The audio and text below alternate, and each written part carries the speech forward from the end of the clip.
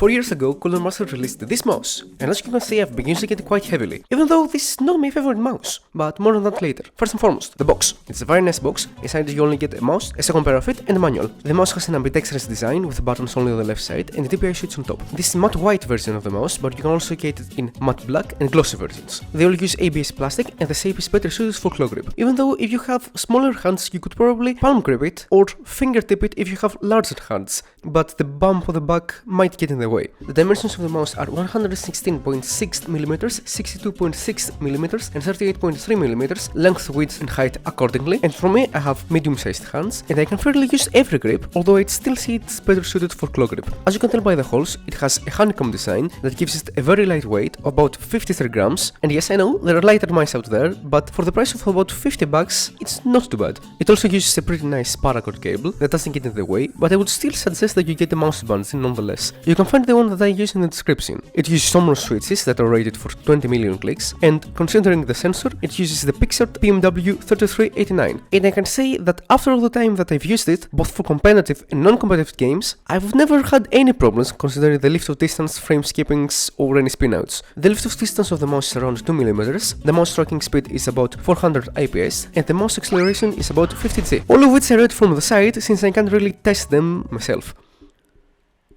Or well, at the very least, I can't test them accurately, so you'll unfortunately have to just take my word for it. But if you want another point of view, then I suggest the Rock'n'Stamp Ninja mouse review, which I'll link in the description if you're interested. Software. It has one. You can use it for macros and to change the DPI and polyrate, but unfortunately no RGB. If you want RGB, there's a different model, the MM710, that weighs slightly more and just has RGB. Honestly, this is the better mouse in my opinion, but if you want it, then you can have it. I'll have a link in the description for that. Now, my PC is scuffed, so it wasn't able to run the software right now. I don't know why it has a problem right now, but the software does work. I have used it in the past and it's okay, but yeah, that's why I can't really show you how the program works right now, so I'm sorry about that, but at the very least it has one. Overall, the MM710 is a great mouse, and honestly, when I first got it, it just felt right due to the weight of the mouse. But even so, it did take a while for me to get used to it, for this one reason right here. As you can see, due to the shape of the mouse and due to the way that I hold the mouse, it would pinch my ring finger whenever I would click the right button. Now, truth be told, that's not really a big problem if you keep in mind that I'm kind of weird when it comes to these things. Plus, after some use, I got used to it, and